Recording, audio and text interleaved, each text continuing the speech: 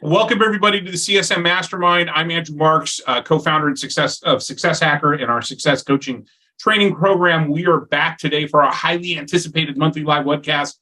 Today, we'll be diving into the intriguing topic of how to handle customer discontent. This fantastic learning opportunity is brought to you by none other than Success Coaching, the world leader in customer success professional development training, with over 26,000 students now on our platform, hailing from nearly 100 countries. Our skills development platform is truly making waves across the globe. Join us and let's conquer customer success together. Our programs offer a range of formats to suit your preferences, from flexible self-paced online learning to interactive virtual instructor-led boot camps. We have still have some seats available for some upcoming boot camps that you won't want to miss. Our CCSM Level 1 certification boot camps, September 25th through 28th, and November 6th through 8th, are led by my partner, the brilliant, the funny, the charismatic Aaron Thompson. And these boot camps guarantee top-notch learning experiences. But wait, there's more. Join us for the outcome-based selling certification boot camp, also led by Aaron, October 24th through 28th. And that's not all. I'll be leading the CCSM Level 2 boot camp, November 27th through 29th. And stay tuned, because we're also planning to announce a Level 3 and Level 4 boot camp, something we haven't done this year. But we're planning on putting those up on our calendar for Q4 sometime next week, and we'll be holding those based on interest. We do still have a few seats left in our fall semester 12-week Level 1 and Level 2 coaching programs that are delivered in partnership with the University of San Francisco Executive Education Certificate Program. Our coaching calls kick off tomorrow, but there's still time to grab tickets until Friday. And trust me, this is one of my absolute favorite things that I get to do, besides be here with you today. Over the course of 12 weeks, we'll dive deep into the essential skills that drive success in customer-facing roles. And as if that's not enough, we'll have special guests joining us, engaging in lively conversations about the program's topics, thought-provoking exercises, and amazing discussions that help everyone connect the dots between the skills they're learning and their day-to-day work. We're also thrilled to collaborate with some exceptional partners who provide captivating content through our platform. So mark your calendars for some exciting upcoming events. We've got strategic conversation workshops on October 19th and November 30th, led by the one and only Bob London. And by the way, if you're not following Bob on LinkedIn, you should be. Guy's got some great content, and his strategic conversations workshop is really fantastic. And we have a newly revised data-driven decision-making course led by the amazing Ed Powers, starting on September 29th. So don't miss out. Now, whether you prefer self-paced learning, an intensive boot camp, an interactive workshop, or a personalized weekly coaching program, our wide range of customer-focused programs and formats are tailored to meet the unique needs of every individual on your staff. If you and your team are eager to level up your customer-facing skills, we've got the perfect program for you. Don't miss out on these amazing learning opportunities that can truly transform your professional journey. Register now and take your skills to the next level. Let's make your learning journey a success together. I believe Ashley has dropped some links into our program page, along with any coupons that we're offering right now into the chat, so you can find out more about all of our online learning and instructor-led programs and workshops at successcoaching.co. Okay, enough of the product pitch. The CSM Mastermind series is a live and unscripted discussion where we dig into a single topic that is relevant to customer success. No matter where you work, what your role is, or who your customers are, we've got you covered. We handpick practical and useful topics designed just for people like yourself in customer-facing roles. You can also check out our upcoming events schedule at successcoaching.co. Our next mastermind session will be October 18th, when we'll be talking about dealing with imposter syndrome. Click on the events tab at the top of the successcoaching.co page to find out more and to register. A few housekeeping items before we get started. This webinar is being recorded, and we will be sharing the replay and transcription on our website early next week. During the webinar, we welcome your questions. So please don't hesitate to use that Q&A button at the bottom of your screen to ask or upvote a question. We will prioritize questions based on the number of upvotes. So if you see a question that you're particularly interested in, be sure to upvote it. We're also live streaming on LinkedIn Live and have someone monitoring that feed. So if you're on LinkedIn Live and you have a question, please post it and Tracy will relay it to us. While we appreciate feedback during the event, we kindly request that you use the chat window for all commentary. Now, there's a bunch of thought leadership out there along with loads of theories on how to deliver customer success. But in this series, we're going to focus on practical real-world advice, best practices, techniques, and shared experiences from those who are actually doing success day in and day out. Now, to make that happen, we've invited 3 awesome panelists to join me for a roundtable discussion. These are folks who are really damn good at what they do, and we're going to ask them to spill the beans on their experiences and their perspectives. So without further ado, I want our panelists to introduce themselves to y'all and share a little bit about who they are and what they do. And let's get started as usual in alphabetical order with Alex.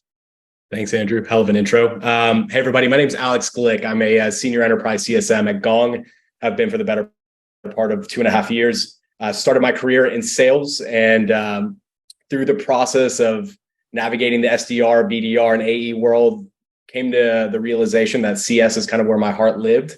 I love the idea of the relationship building, the customer advocacy side, just being a voice of the customer for your business. And haven't really looked back ever since. After 3 or so years in sales, got in my first CS role and have progressively just tried to move up the ladder as best as I can at every business that I've been at, and been a strong advocate for my customer base and for our business. So excited to be here. Appreciate the opportunity, and I'll pass it over to Francesca, I believe, next, right? And I appreciate that you've moved over from the dark side to the light side to customer success. Yeah. And I appreciate you joining us on the program again, even though you are a Packers fan. Okay. Yeah, I love that for us. I had to throw that in there. We can do this for hours, Andrew. You know. I'll keep inviting you back though. I like having you on the program, so I appreciate it. Awesome. Thanks, Alex. Francesca, you are up next. Awesome. Thanks, Alex and Andrew. Hi, everyone. I am Francesca. I am a CSM based out of New York City at Slack. I'm a senior customer success manager where I work primarily with our most mature financial services customers that are wall-to-wall on Slack, meaning their entire company uses Slack, which we love. Prior to that, I actually came from a startup where I was also doing customer success. And it's been really interesting for me to see the differences between working at a startup doing customer success versus working at a large company like Slack and Salesforce doing customer success. I think it's interesting to see how both at a startup and at a large company like Slack and Salesforce, what customer success means and how we deliver it is constantly evolving, no matter the size of the company, no matter the maturity of the product. Prior to working in customer success, I actually worked in construction, which is a bit of a untraditional path to customer success, which I'm hearing from Andrew is actually pretty common. I worked at a custom home builder in California, and then at JLL and JP Morgan in New York City, where I got kind of my feet wet with the tech side, delivering a project management tool, which then I was like, wow, I love this. And then I found out that actually is a job, which is customer success, working strategically with customers to help them get the most value out of tools. So I really feel like I got lucky and found kind of my calling career-wise, and that's how I ended up in customer success, and now it's Slack. So that's a little about me, and excited for this session and to talk about unhappy customers. I love as we talked about in the prep call, I love your path, right? And you're right. It's not as uncommon as many may think. As a matter of fact, it's a great stepping stone when you can take what either you're a subject matter expert about or something that you're passionate about and parlay that into a job in customer success, because knowing the subject, knowing the landscape, knowing a product, you can parlay that into this trusted advisor status going right into a relationship. Hey, I speak your language. Hey, I understand your business. Hey, I understand how to use this. I may not be an expert with this product right now, but I can speak your language, and being able to translate between what your customer needs and what you offer them is a hugely important role. So I love hearing those stories. Thanks, Francesca. And great to have you on the program. And last but certainly not least, Justin. Hey, everyone. Well, first off, thanks for having me on. I'm absolutely thrilled to be here today. And I have been in customer success now for the better part of 10 years. And my path into customer success was absolutely accidental. Many years ago, I was working as a project manager in higher education and a hospital system in Philadelphia. Part of what I was doing was external partnerships, just spending a lot of time with people outside the organization. I had a great supervisor at the time who recognized my ability to cultivate relationships, not only with our external vendors, but also with the people that I'm working with on a daily basis. So fast forward a little while, and Jefferson, the company I was working at, actually created a brand new position for me. And that position was the executive director of partnership engagement. And little did I know, I was entering the world of CS. And after being at Jefferson for a little while, I had the opportunity to migrate over to Microsoft. And at Microsoft, I was doing very similar work. I was working with their East Coast key accounts. And it was just an insanely different experience from anything that I knew from a moderately sized university health system. And then I had the opportunity, I got a phone call one day from a small startup with less than 50 people on their US team who were looking to grow their CS team. And I thought that was just the best opportunity that I could have asked for. And although the experiences were drastically different at all three of these organizations, the work is still the same. We are still there advocating for our customer. We're still there cultivating relationships. And at the end of the day, we want to see our customers succeed, and we want to see that partnership succeed. So it was kind of a roundabout way to get there, but that's how I ended up where I am today. Once again, another non-traditional path into customer success, but I actually see a lot of people coming in through education. Which makes sense. I mean, educators are people that know how to communicate, and they can break down complex topics into easier bite-sized chunks, and above and beyond, above everything else, they typically have tremendous patience. So awesome. Thank you all for your time today. Now let's get to the topic at hand.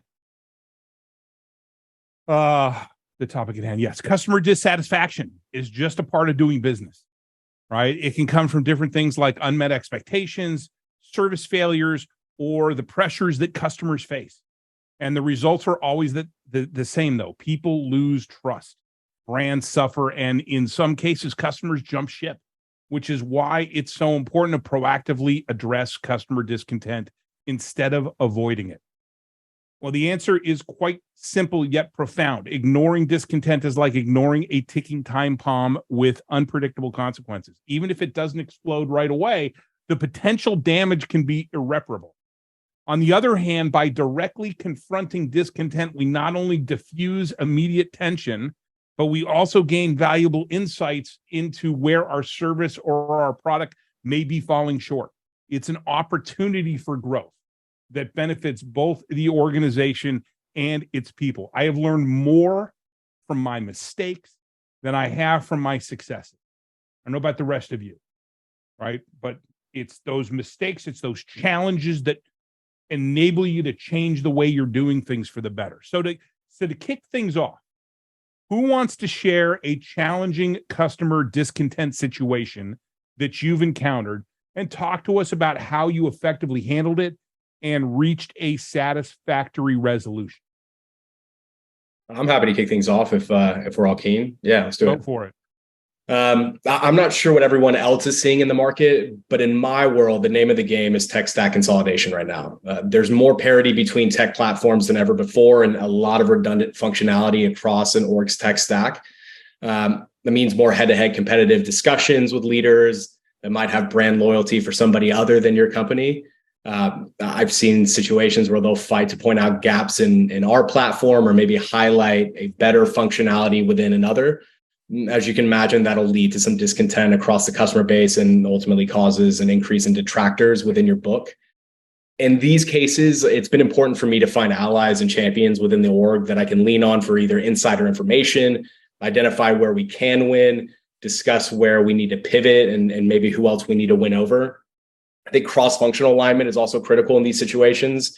Having an account brief prepared of what the client goals are, why they bought, what success they've had, what challenges were experienced, and what potential risks exist can expedite the process when engaging your C-suite and hopefully enabling and empowering them to work with similar roles across your account base.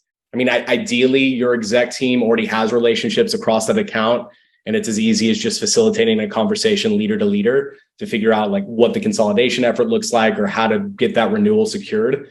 But it's not always the case. I wouldn't say it's never too late to loop in a leader, but my success has come in looping one in sooner than later. If it's product related, I've seen engaging maybe PMs or an engineering team to assess what possible betas are possible, what roadmap timelines or custom builds could be made to get the customer in a position where they're seeing success or more success. And if nothing else, it just shows that there's a commitment by you to progress any deficiencies and buys you a little bit more time to secure that renewal. I think the long of it or the short of it is the frequent communication and adding differentiated value has helped me a lot in these situations when it comes to renewing an account as I look back on it. I think, I mean, you hit a couple of things that I think are important. You got the communication is super important. I think you need to demonstrate the commitment. But I also don't underestimate the value of being prepared, right? That account brief, right? Or a customer dossier, right? Which is going to be incredibly, even if your executives have some relationships at the executive ranks, you still need to prep them on, okay, here's where things are at now. Because you got to remember, your executives are tasked with looking at things, looking at the business a mile wide, but only an inch deep, right? So even if they have those relationships, they are going to need to be prepped going into that type of situation, going into that type of conversation. And you don't wait to be asked for that, right? You need to show up prepared with that. Justin, Francesca, have you got a story, you got an experience you want to add to this? I like that you called out the betas, Alex. That's actually something I'm using literally today. I brought that up with the customer that is upset with us. And I just love it as a strategy to make them feel special. Like, hey, did you just see this at our latest conference? Like, I can help you get into this early beta. It gives them something that you can partner on together. So maybe you're not able to resolve exactly why they're upset from a different issue, but it at least gives you like a different path to go down in the meantime to kind of circumvent that issue, for like press pause there and kind of do something positive with them in the meantime, because sometimes that resolution to make them back to a happy customer isn't like a one-click thing that you can help them with right away. It's a longer road, and it just gives you lots of different ways to work with them and not just have every conversation be like that negative update that they're upset about. So it makes them feel special too, yeah. Right? Yeah. And they're less likely to move off, in my opinion, the platform. If they're partnering with you on something new, they're excited about where your product is going, and you kind of have that joint buy-in from the customer and yourself that you can work on together. So I love that approach. Yeah, but it's not a squirrel moment. It's not I just want to, right, because you still need to do the other stuff. But yeah, it's like a way of kind of, okay, let's kind of lift things up a little bit. Yeah, there's this other stuff we got to deal with. But how about this beta, right? Yeah.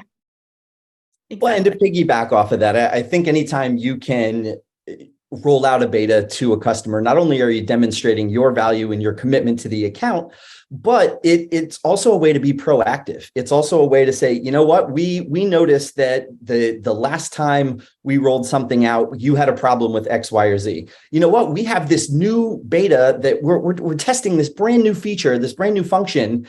And we think you might be we think your account might be a really great place to start. And we would love to get your feedback on that. I think anytime you can be proactive and really get yourself in front of a client and heat off that discontent, you're already putting yourself in the driver's seat. So what are some of the key indicators that you look at, Justin, that suggest one of your customers is not happy? And how can customer success teams identify those types of signs early on to prevent escalation? Right? I just redid some content around escalations, and one of the key things I talk about in navigating escalations is we got to do everything we can to prevent them from happening. Right. So what are some of those things that CSMs and teams can be looking at? Well, I think there's a number of different things. I mean, obviously, there's some very obvious things like a client goes dark. If you are regularly communicating with a client or a partner and all of a sudden they just stop responding, well, there's got to be a reason why they stopped responding. So it's kind of up to you now to figure out what that reason is and come up with a solution for addressing it. There are also things like health scores. If we are constantly monitoring our partner health scores, then it gives us a much greater insight into the health of the overall account. And I think just regular communication, I mean, obviously we get to know so many of our partners, and just through different communicative styles, we can tell when somebody's not happy about something. And then it's really up to us to try to figure out, okay, what is it that they're not happy about and how can we address it in the best way possible? Francesca, you got anything to add? I mean, and in your case, I'm wondering, is it a little more challenging given that I would assume working for Slack, do you reach out to a lot of customers on Slack? I actually work with all of my customers on Slack. So okay. I don't know if I could ever do customer success now at a company where I don't work with my customers on Slack. We've come up with a ton of really innovative ways to actually use our product to deliver customer success, which is really cool. You had mentioned like the customer briefing and being prepared prior to a call. We actually have a way in Slack to automate all of our customers' metrics, and it formats into a PowerPoint that we pull up, and we automatically can start the meeting and be like, hey, let's level set. This is how you're using our tool. And the customer thinks we've spent hours putting this presentation together on their usage when it really took us 5 minutes, which has been like a game changer. But going back to the upset customer, something that I like to do as well when a customer is upset, maybe I am able to help them come to a resolution, but I like to kind of pivot it into a way like, how can I make my champion be the hero? So I can bring them the solution, but then let them look really good internally. Because a lot of times when a customer is upset, I feel like one of the driving factors that escalates it on their side is maybe their manager is upset with them for the way something has resulted. So if I'm able to come back to them with a solution that not only makes us look good, helps us with the sentiment on our product, but then can also make them look good, you kind of can either get a new champion or continue to build that relationship with the champion that you already have. There's absolutely nothing wrong with playing the ego card. I have leveraged that extensively throughout my career because, I took a step back. Once I matured a bit in my career, I realized it's not about me, it's about my customer, right? So if I can make them a hero, then everything else is going to kind of fall into place. Alex, you got anything to add? No, I'd agree with Justin. I think for me, silence is one of the scariest things. Generally, you're wanting, especially early on, excitement and strong communication and a good path forward. And when you start getting ghosted, that's when you need to figure out a plan forward. Sometimes it's as easy as, find multi-threading, right? Or finding other avenues to work with different stakeholders, because at the end of the day, your PM initially might not always be the best point of contact for you long term. So the multi-threading play is going to be important so you can understand cross-functionally what they're wanting to solve for and how your platform can solve for those needs. The last thing you ever want to do is just be in a position where you are single-threaded at the time of renewal and you've got no executive stakeholder buy-in or relationship. So the silence is always scary. That means there's a hell of a lot of work that needs to be done. If it's not winning back your PM, it's working elsewhere to find new stakeholders. But that would be one indication amongst others, NPS scores or adoption data and whatnot that I'd be looking at a lot of. Well, let's double click on that for a second. You should not be waiting for the shit to hit the fan to look for other stakeholders, right? I mean, if you've only got one or two contacts in an organization, especially organizations that are considered top tier in your book of business, that should be a huge red flag to you. Right? That one of the best ways to address a situation when a customer goes silent on you is to go ping somebody else and say, why is this person silent on me? Are they just really busy? You know, one of the things we talk about in some of our content, we talk about re-engaging with disengaged customers. And the first things we ask the students is the customer really disengaged? Yeah. Right? Are you hitting them up at a particularly busy time of the year? Are they working on a special project for their boss? You know, are they just completely overwhelmed? Are there things outside of work that they're focused on? Right? So don't get wrapped around the axle thinking that your customer's gone dark on you and you're hosed.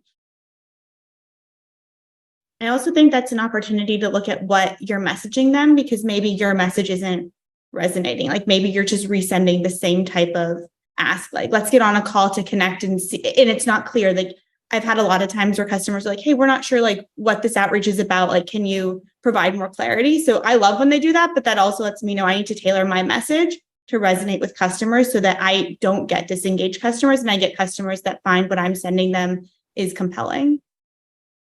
Well, here's a little best practice for everybody. You ask for a meeting with somebody. Quite frankly, it should be not just your customers, but even internal folks.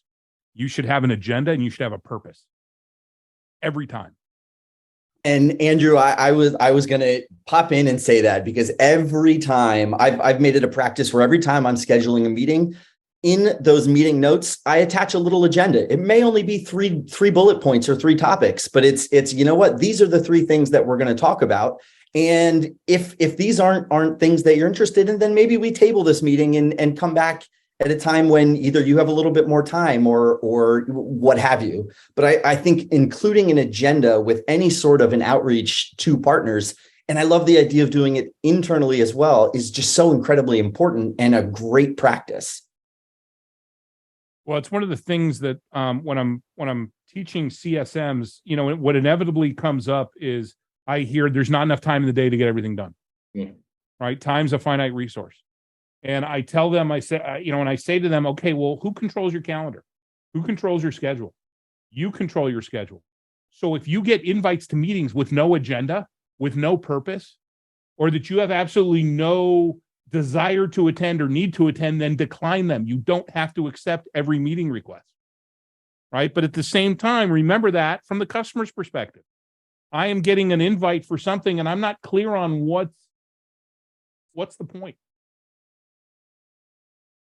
I think it's also important to audit the customers and how much time you're spending with your customers, because sometimes your noisiest customers aren't necessarily your most strategic. And sometimes those quiet customers you need to be getting on the phone with and not being like, oh, this customer is mean or doesn't like us. Like, I'm not going to reach out or I'm not going to spend a ton of time with them. Those are probably your most important conversations and where you should be spending your most time, not with your happy customer that's down to get on the phone once a week and connect. Yeah, which is not not necessarily a bad thing, especially if they're, at the, the happy customers at the higher end of your book of business. You should do that to maintain the relationship. But those are situations where, maybe you've achieved that trusted advisor relationship and you can just get together and check in, right? But those are few and far between. Yeah, I had a handful of those in my book of business, and they were the types of meetings where we could just get together and shoot the shit. Yeah. Right. But that took a lot of work. That was years of building, of successes and building relationships. And that is not something you walk into. I can't say stand the checking in emails personally. Right. Sorry. Go ahead, Alex. No, my apologies. I will say those squeaky wheels at times, though, the ones that are kind of chatty at the beginning with a lot of problems, historically have turned into some of my best champions long term, right? Because at the end of the day, if they didn't care, they wouldn't be squeaky, they wouldn't be complaining, they wouldn't have the frustrations that they're expressing. I'd much rather have the, hey, this is not working for us conversation early and figure out a game plan than come 2 months before renewal, all of this, comes to light. So I think there's always an opportunity with those squeaky wheels or those high touch, high complainers early on to build a strong champion out of if you do it right.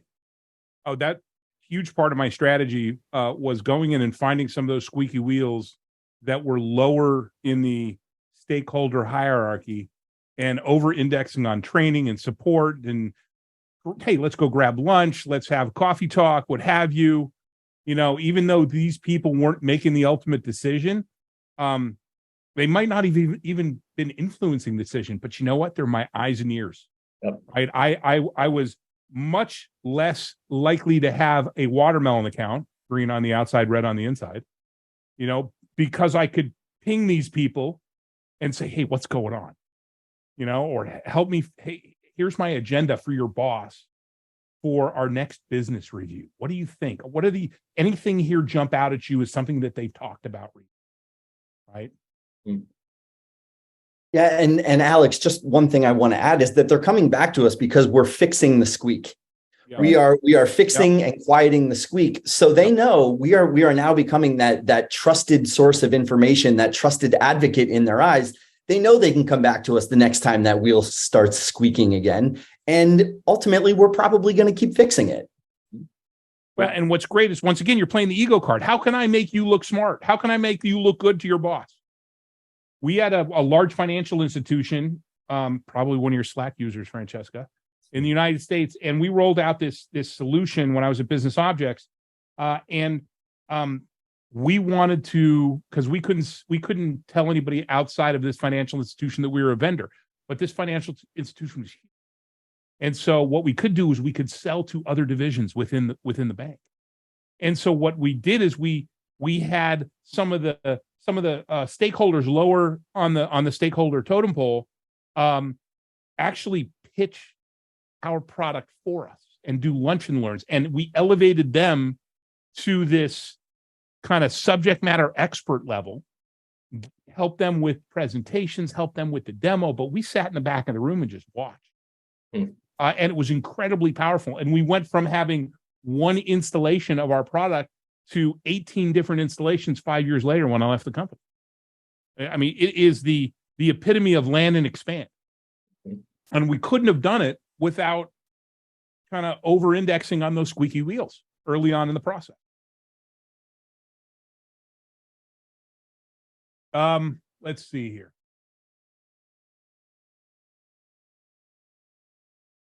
One last topic before we jump to questions, and just a reminder, folks, we go until 15 past the hour, and we'll start taking questions in a moment. But if you have questions or you see a question in the Q&A that looks interesting, upvote it. But if you have a question, throw it up there, and we will start answering questions momentarily.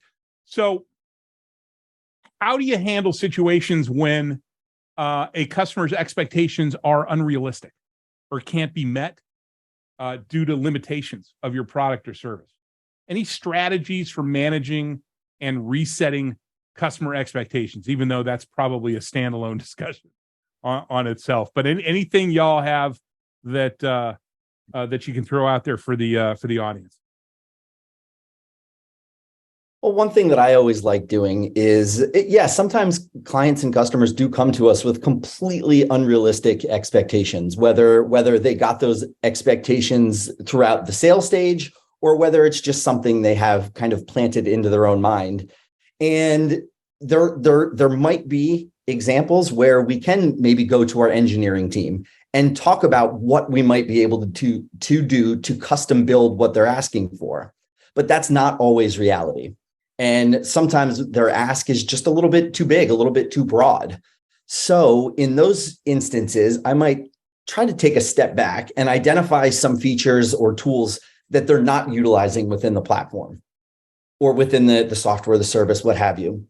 And maybe identify some of those things and explain, you know what, look, we might not be able to reach the stars here. However, we do have some features that you're not currently using, and we think that it really might help address the problem that you're having right now. I like that because, I mean, at the end of the day, it's, we need to understand the root cause of the ask, of these expectations that they have, right? Why don't you, let's step back from the feature function expectation and talk to me about what you're trying to achieve. Yeah. Right.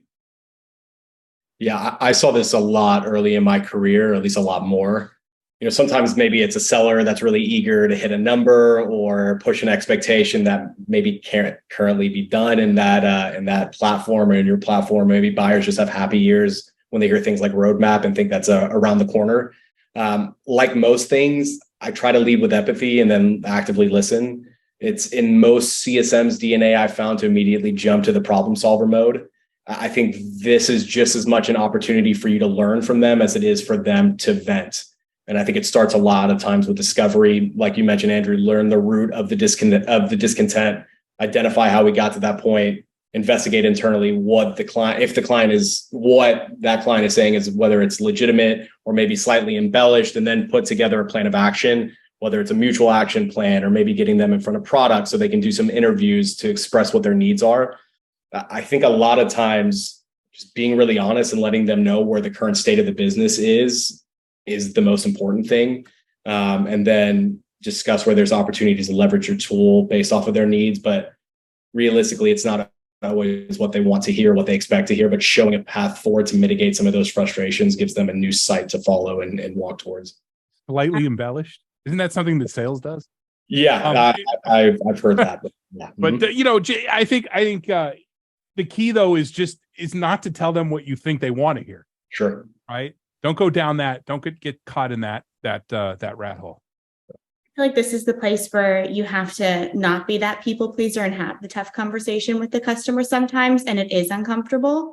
But when you don't take that route, I think then you set yourself up to then not be their trusted advisor, because then they're not knowing if they're getting the truth from you either. I also like to then go internally after, like, I've done the work with the customer, and go back to the internal team and be like, hey, this customer had these unrealistic expectations and X, Y, and Z happened because of it, and see how we can mitigate a customer from having those unrealistic expectations. If maybe it was part of the sales process where they were set up not for success when they came into customer success, and if they change their kind of talk track, who knows? But I think it's important to kind of document it internally as well and highlight what the implications are post sale, because sometimes only the win is highlighted and not the red account that gets opened after because of those unrealistic expectations that were set.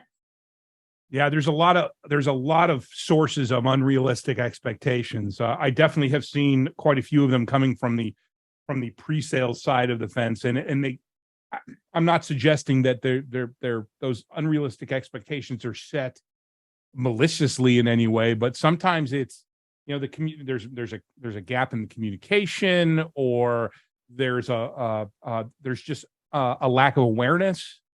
And it's important, to your point, Francesca, it's important for us to take a look at that stuff and figure out, okay, what's the root cause of this, so that we can go and fix it. I found many times, and I tell customer success leaders this all the time, don't expect for it to be fixed. And you need to take the lead on this. You need to go and explain to your sales, your marketing team, or whoever's setting those inappropriate expectations, what the miss is and what it really is, what it really means, so that we can avoid it, right? Root cause analysis, right? What is the root cause of these misset expectations? And let's fix that. And understanding the customer's goals. I like to start like every introduction call with like setting measurable goals, because if you can align on what their actual goals are and how they measure success with those goals, I feel like you can work through the unrealistic expectations and still get them to some form of success with the goals that you co-set together. Well, setting measurable goals, as those of you who've been through our content, is key in the success plan. We need to have quantifiable definition of success. So if I can have a measurable goal, something quantifiable, a metric, something that we can point at and say, hey, this is what I want to achieve with Slack. Great. Let's put that stake in the ground and we'll be able to watch that. And when we get there, you, Francesca, as a CSM can say, hey, look, we hit this goal and it's specific. It's unambiguous. Exactly. Yeah, I think that. Oh, sorry. Go ahead, Justin. Oh, sorry, Andrew. No, I was just going to say I love the idea of the talking about metrics and goals, because there are times where I'll get on with a client and this client might have, we'll say, 30,000 people in their organization. And we know that historically the adoption rate is somewhere around 45 to 50%. And this client pops in and they say, we love this product. We can't wait to roll it out. We think we're going to have a 90% adoption rate by the end of year one. And I think that's a really good opportunity where you can start to roll back some of those expectations by presenting historical data from institutions of similar size and just go about it in that direction. Awesome. All right, let's take some questions. Let's see here. Dane, thank you for the question. This has been upvoted 5 times. Dane asks, what components do you use to track a customer health score? It depends. Right? Yeah. I mean, there's some typically some sort of usage component. I would think there's some sort of customer sat, like a I don't know if it's CSAT or NPS. You know, I usually provide the guidance that you should be focused. Your customer health score should be a combination of leading as well as lagging indicators, because the leading indicators are things that can affect the lagging indicators. What do you all look at when you're looking at health scores, the components of your health score? Well, there are some really easy ones where you're going to look at the last time the admin for, if it's a platform, the last time the admin logged into the platform and how much time did they spend in the platform? Because if they haven't logged in 2 weeks, well, there's a good chance right there that their health score might not be as positive as you want to see it. On the Slack side, we look at the different types of usage, because for us, like if someone is using Slack primarily as a chat tool versus if they have automations and integrations and applications and they're using our Slack Connect, there's just such a breadth of features. And we know the more adopted into those features our customers are, the healthier they are. So for us, it's like really feature heavy and how well they've adopted it. Because for us, if they're just logging in and sending someone hi, to us, that's not necessarily a healthy customer, because that's very easy to replace. And there's a lot of other tools that they could use just for messaging. But if you're somebody like us who has all these, we've got all these zaps and these integrations. I was so impressed with everything you were calling out. Yeah, you guys, we're like, we're stuck. You're stuck with us.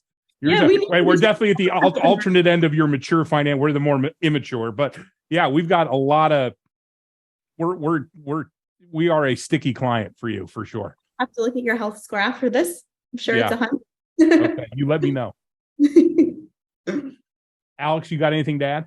It's very similar to Francesca, right? Like Gong is far surpassed what it once was. It's just like a conversation intelligence platform, a call recording tool, transcription tool. Now we've got sales engagement, we've got deal boards, we've got forecasting, right? So it's largely based on adoption of each one of the functionalities that we offer now to determine, amongst other things like NPS and whatnot, but what adoption looks like and what good health score looks like. Awesome. Dane, thank you for the question. Our next question comes from Kenny. Kenny asks, sometimes customers go quiet because they are otherwise busy and don't need our help, or they're otherwise satisfied. How do you distinguish true risk versus just being quiet? I think time quiet can be a factor in this, right? Like if we're talking, I've sent you a couple of emails over the span of a month and you haven't responded back because it's a busy month or it's closed a quarter or whatever. That's one thing. I think you can make the distinction that with a lot of technologies, right? You can see opens of emails without any responses back. And you can say, okay, well, they've opened the email. They've looked at it time and time again. They haven't responded back to me. Maybe that's an indicator at that point. But I think when you start getting to maybe month 2 of multiple touches and no engagement back, that's when we need to start thinking about multi-threading and going elsewhere. I'd also question what kind of information how are you reaching out? What do you is the reach out just for you to check off a box for your boss, or are you actually providing value or trying to provide value when you're reaching out to this individual? Yeah. I like to look at data here too, to see like what their customer health looks like, if they have any risk indicators. As mentioned earlier at Slack, we have a dashboard that indicates risk based off of past behaviors of customers that have churned. So I like to then, if they're quiet, I like to look at their health score. If they have some of those indicators of, hey, they have these 3 behaviors, which has historically led to churn in the past. I think if you can leverage the data that you have from past customers and then apply it to current. I do have a couple healthy customers that they just don't talk to us. And we've had the CEO reach out and they're just not interested.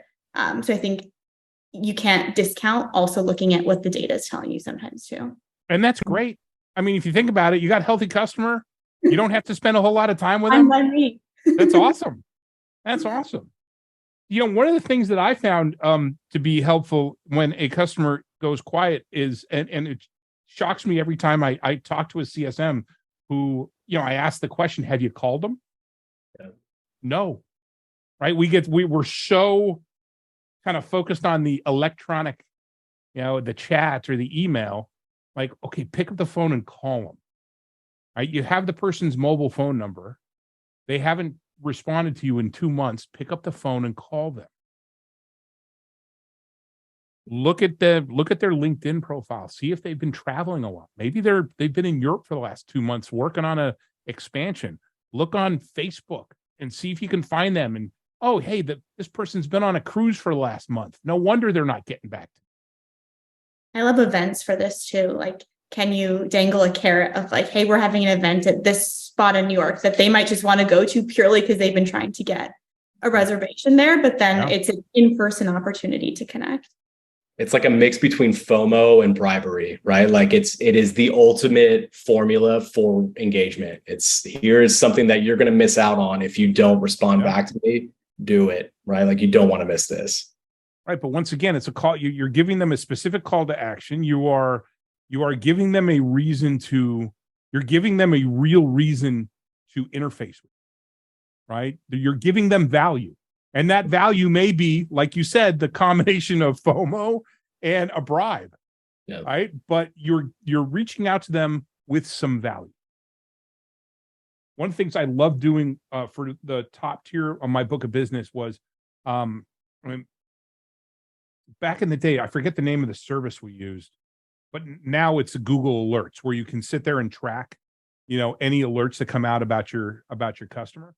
We're talking, this is like 15 years ago. So it was before Google Alerts, but there was some service we used that would send me a digest on a weekly basis of all of the articles and anything where my customer appeared.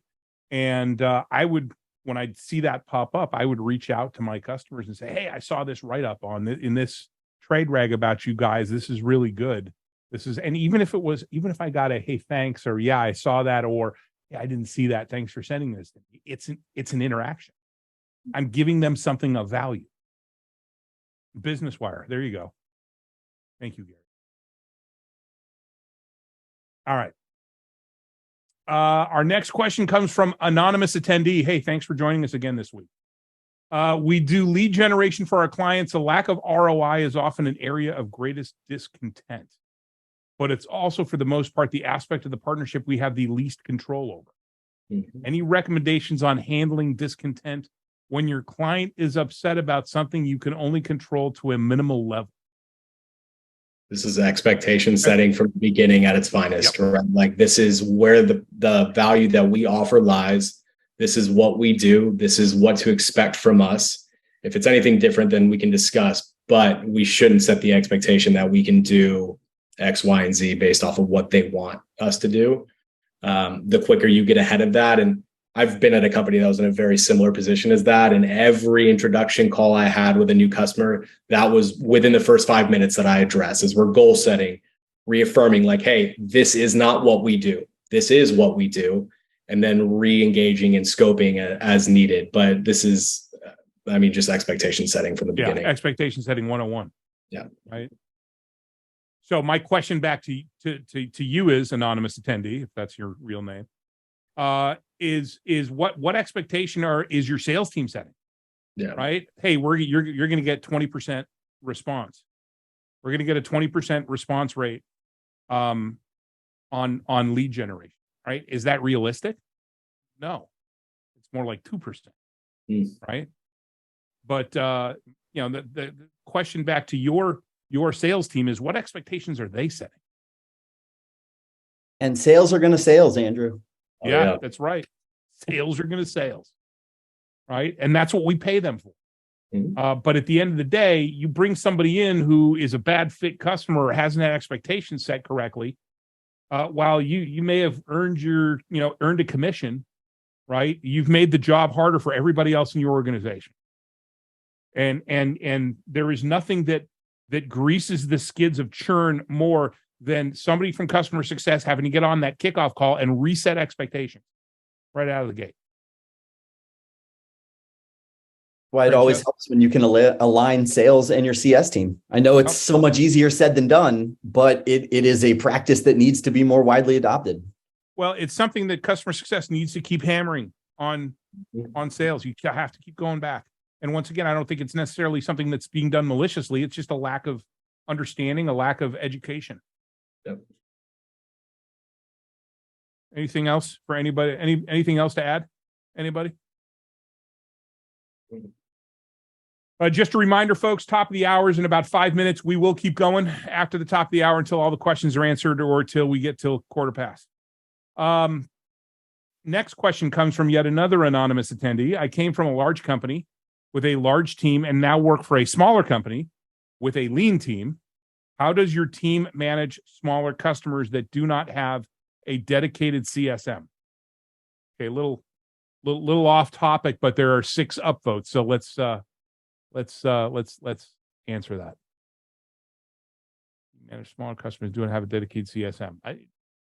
I unfortunately don't have much to add to this because I've never worked with a company that didn't have dedicated CSMs for even the smaller accounts. Sometimes we had a CSM dedicated to a ton of small accounts, right? But there was still a dedicated individual kind of filling that role. Yeah, in the past, I've seen this happen.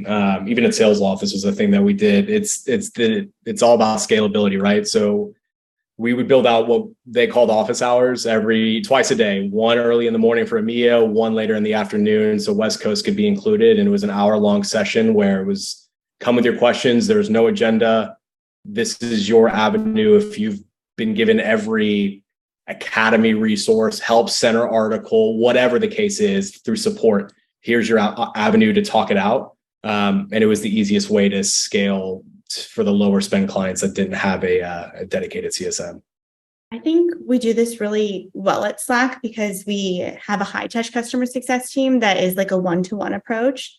Then we have the team I'm on, which is called Portfolio Excellence, where we manage more customers that are mature. But then outside of that, we have a digital team that manages all of the unmanaged customers that don't have a dedicated success manager, and a scaled success team. And the scaled team and the digital team work together really nicely, where those customers go through primarily a digital journey based off of like certain event triggers. Like if they upgrade to this type of plan, like they go through this digital journey, they have webinars, success circles, like different ways for them to get more scalable help, but then also that scaled team where maybe you can do like a time-bound success engagement with a success manager for a 2-month period on a certain initiative. I think those two work together really nicely because then you can primarily have them go through a digital approach and lean on reusable content and programs. But then also when it's strategic to have a person come in with that customer, they can come in on a time-bound basis and then roll off and kind of rinse and repeat that cycle. I like that model. The digital team you've got to have the digital piece. and then you have a scale team, so like a pooled CSM model. You take that a step further, depending on the price point of your product. You could monitor certain health scores and do the proactive, kind of reactive, proactive. Hey, I'm seeing things dropping off in this account or this set of accounts, and I'm gonna proactively pick up the phone and call them or send them an email. Say, hey, what's going on? Are you facing challenges? And we look at all the time, like what can we automate? Like what do we do over and over again, and what can we actually automate and take off of our plate? Well, you should always be looking at that, whether you're doing pure digital or you're doing high touch. What are the things that I am doing more than a couple times a week that are relatively the same across my customers? Because anything that I can take off my plate as a high touch CSM gives me that much more time to do the strategic shit that my customers are going to really get value from.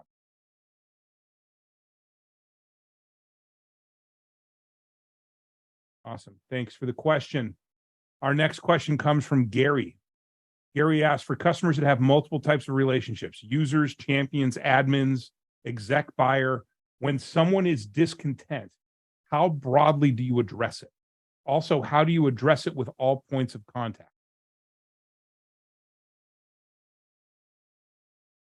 I think it depends. Yeah, I'm inclined to, especially if it's not at the user level, to look at it from who's most discontent, right? Like if it is a champion, having a one-to-one with the champion or with the exec buyer or with the admin. My preference would not be to have all of them on a call, address what the problem is, and then plant a seed in everybody else's head, like, oh shit, this is actually a problem. Yeah, exactly. I'd probably go one-to-one at first. If I can't get a clear answer, then I'll go through my champions and say, like, what have you heard? What are you seeing? How can we remedy? How can we pivot? Yeah, it's certainly situational for sure. I don't know that there's a one size fits all answer for that question, but I love the idea of starting with your champion and working your way out. Just don't ignore it, because that's the type of thing, even if you got somebody at an end user level, right?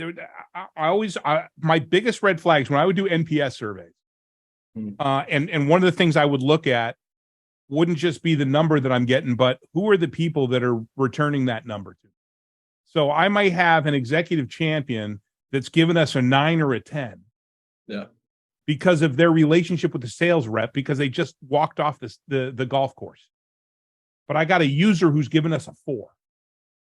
And those right there, those situations threw up the biggest red flags for me.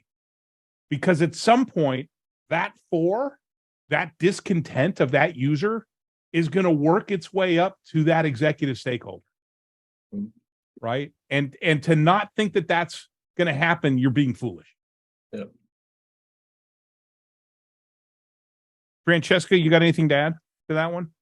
Yeah, I was going to say the same thing as far as like, it depends on, I also would not like to just engage the entire customer team, like all my points of contacts, and get on a call with them. I think the one-to-one approach is best. And then knowing who to bring in from your side, like even if it's just your champion, you can still escalate internally and bring like a product leader on to speak one-to-one with the champion and have those like candid conversations. I think it also depends on like who, if an end user, like at Slack, escalates something, it usually gets escalated to the Slack admins at the customer, and then that admin will come to us. So I think also like knowing who we engage with, like I personally don't think I would ever be on a call with just like an end user going through their gripes about Slack, but having an escalation process with the customer, how their end users can escalate, and having like a streamlined approach so it can get back to us is important as well. If you were my CSM, I'd be great. No, I'm just kidding. We love Slack. I'm like a drug. Anyway, all right. Thanks, Gary, for the question. Our next question comes from Melissa. Melissa asks, do you have creative suggestions or guidance about how to continually ask if expectations are still the same? Has anything changed on their end? How can someone make sure that they're getting beyond the surface level of understanding client expectations? I think QBRs are great for this. Yeah, that's business reviews, right? Yeah. Success plans can help too. I know there is differing opinions at the CSM level about success plans and the value that they add, but not the point here. But I think a success plan on your monthly syncs with a customer to say, hey, this is what our North Star has been? Are we still trending in that direction, or do we need to pivot? Well, that's what the success plan is for, is to track. Right. Is to track those expectations. Yep. Yeah, and I think QBRs are a great place. I know we've talked a lot about goals today, but it's a great time to talk about those goals and make sure that they still align not only within the organization, but what you're trying to provide. Awesome. Thank you, Melissa. Our next question comes from Samantha. Samantha asks, how do you deal with a customer who, when renewal comes, turns out to be unhappy and didn't voice it in your previous touch points? My first question to you is, well, why didn't you know? Yeah. There had to be, there's just because you're not taught, if you're just basing the health of your customer off of the conversation that you're having with them, you're not doing health scores right. You're not looking at the right things. And you don't have the right relationships. And you don't have the right relationships. And once again, this is another reason why having multiple people within the organization, having contacts, can help you. And actually that plays into the who was it? It was Gary's question about multiple types of relationships. When someone has discontent, well, then why aren't you reaching out to somebody else and saying, hey, what's going on? I hear that so-and-so is unhappy. Can you give me some more background on this? Give me some more G2 on it. But yeah, if the renewal comes and they turn out to be unhappy, then there's a breakdown in your process. Yep. Now, that being said, there will be situations in everybody's book of business, and I mentioned the watermelon, right? The watermelon accounts where they're seemingly green on the outside, but they're red on the inside. But those typically are very much outliers, and sometimes that's just not the type of thing that we can prevent.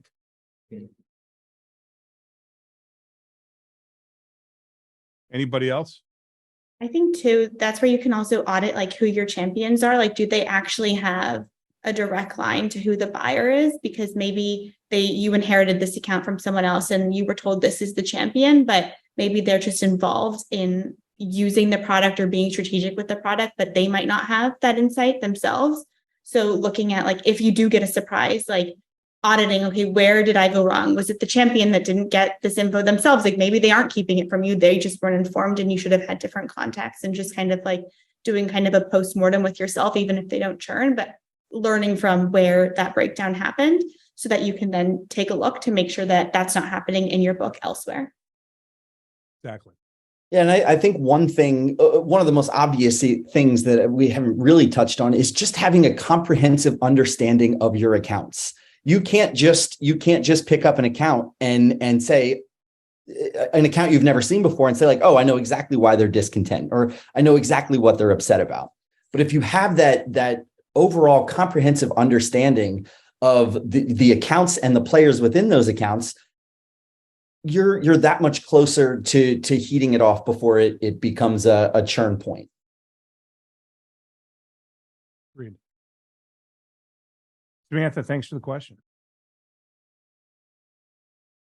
Eric asks, what do you recommend when the customers don't have a quantifiable goal? Do we set goals for them based on the value that our platform offers? We got to find somebody else quick. Yeah. If they can't tell you what the goals and what success looks like for the business based off of the technology that they bought, we got to go somewhere else. Like there's somebody who knows, and it may not be them. Exactly. Somebody knows. Companies don't spend money just to spend money. Yeah. Right. They're spending that money because they want to achieve something. And that something that they're looking to achieve is probably tied to some overarching corporate objective. Yep. Right. And that's where account prep comes in. And I know we talked about this earlier, but being ready for that call, having an understanding leading into that call, what the overall institutional objectives for your partner are. It might require a little bit of extra research on your part, but it really goes a long way in the eyes of your partners and gives them the idea that not only do you appreciate them as partners, but you are taking the extra step to understand what those goals are and how you might be able to help address them. And I feel like this is a question that you can also ask during sales to CS handoff, like, hey, what was resonating with them? What were the problems that got this deal over the finish line that they're trying to fix? Who was telling you those problems? Like, I think setting up a good sync with sales to CS as the account comes over to you is also really crucial in giving you that informed background when you're getting on that first call with the customer, because then you kind of know what their drivers are. So somebody knows. And quite frankly, the person who made the deal, who signed it on the customer side, should be on that first call. That should be right. I mean, that should be table stakes. I'm not asking you to be on any of this other stuff. I know you're a busy executive, but we need you to be on this call, right? So we can make sure that we're all aligned. And when I say we're all aligned, not just us, but your team as well. Everybody's aligned on what the objectives are. Everybody's aligned on what the point of this whole thing is. And so we just need you to show up and throw that up and then move on, and we'll deal with getting everybody onboarded and excited and driving adoption. The other thing that you want to think about, Eric, also, though, is while you can't tell them what their quantifiable goal is, there's nothing that's preventing you from providing some suggestions. Hey, this is what other customers look at. One of our more popular standalone workshops that we do with the private workshops we do is this thing called a desired outcome and discovery question inventory. And one of the things we do in the desired outcomes is, okay, what are the most typical customer desired outcomes that customers are looking for? And how do you quantify those desired outcomes? What is some sort of objective or list of objectives that customers are seeking to achieve by hitting that desired outcome, by hitting that quantifiable goal? And how do we quantify that? How do we ask the questions to quantify that? Or what ideas can we bring to the table? Hey, have you thought about looking at this way, this way? Don't walk in with one suggestion. They'll walk in with a couple. Make them make the choice. Yeah. Thanks, Eric. Patricia, we're going to go for about 5 more minutes here. Patricia asks, how do you rebuild trust or positive relationships with a customer whose expectations were not managed properly by another department in your org, i.e. sales? Oh, that's never happened before. Shocking. It's tough. It's tough. And I think demonstrating the actual value is one of those things that's easier said than done. And sometimes, as we've said before, as we all know, clients do come in with unrealistic expectations. And you need to figure out where those expectations came from. And then you can start to scale back on really setting some more realistic goals, more realistic expectations. The root cause piece is so important. Sorry, Alex, go ahead. No. I think you look at it like you look at any other relationship that you've built and maybe lost trust with, or you've seen happen indirectly. Like, it takes time. Words mean very little at the beginning. Actions do a lot of the needle moving. You have to show that there's a vested interest in their success and what needs to be accomplished. And, the leading with empathy helps, but at a certain point, you just got to get it done. Like, you got to get done what needs to be done. And I think that will help mend that relationship a little bit more easily. I've also tried some of my customers in financial services aren't familiar with what a CSM's role is. And I like leaning into that sometimes strategically when trust has been broken with a different team, where it's like, hey, I'm measured off of your adoption, your happiness, and your success, and kind of baselining there that I'm really like your internal advocate to help you be successful. Like, that is how I'm successful too. And that's what I'm motivated by. So I think that's helped me with customers that maybe feel like they can't trust other teams, knowing that that's what my motivations are in working with them, where they maybe just previously saw me as someone that's an extended part of the sales team.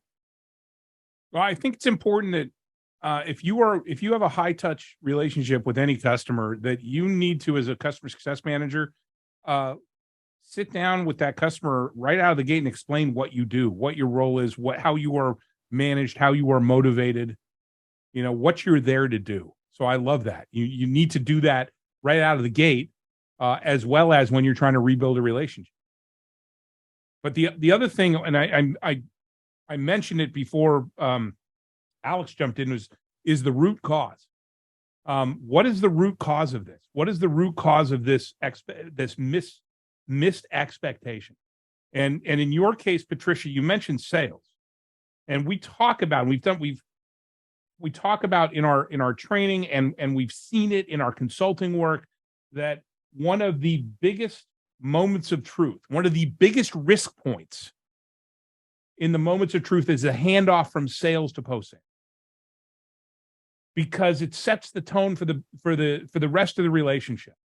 The customer moves from the team that's responsible for making a bunch of promises about rainbows and unicorns to the team that's responsible for actually turning those promises into a reality. And when the promises don't match up with what the reality is, how can I trust you? Right? This is where the rubber meets the road. And it takes a lot of kind of digging out of that. It takes a lot more effort. And you literally need to rebuild the trust of the customer. And I've seen more times than not, when there's a miss between sales and post-sales, that at the end of that first year, the customer's churning. I feel like there's levels to it too. If you see this happening with every customer, this is definitely something you need to escalate internally. And I feel like if it doesn't get the attention internally, you then have to ask yourself, is this a company you want to work for, where customers are consistently being misled? Yep. And I've seen it both. I've seen misleading expectations being set in the sales cycle. And what I've done is I've worked to educate the sales team. Hey, you're saying this, but that's not really the case, and here's what it is. And then and you know, it was an honest mistake. It was a miss. It was purely an education thing. But then I've also been in situations where there has been an individual that has been missetting expectations so they can essentially pad their wallet with commission, saying whatever it took to close the deal. And and I've gotten people fired for doing that, because that's not the way you should be doing business. And it's incredibly selfish. You are not being a team player when you pull that sort of thing. So, well, it hurts the organization. It doesn't just make our lives harder as CSMs, but it hurts the organization. It does, very much so. Patricia, thank you. All right. Well, we've come to the end of our time together today, and I wanted to say how awesome our conversation has been. But hey, what matters most is what all of you think. So I kindly ask you to share your valuable feedback on LinkedIn, tagging me or my guests or Success Coaching. A big thank you to our amazing panelists for generously sharing their ideas, thoughts, insights, and best practices. And let me leave you with this thought. Exceptional customer success managers understand that they don't have all the answers, but they sure know where to find them. That's why we created the CSM Mastermind, to tap into the collective knowledge and experience of our community to support everyone's growth. And by the way, mark your calendars for our next event on October 18th, where we'll dive deeper into handling imposter syndrome. Until then, remember to carve out time for yourself and prioritize your mindset every day. Wishing you a fantastic rest of the day, an amazing week, and a phenomenal month ahead. See you soon.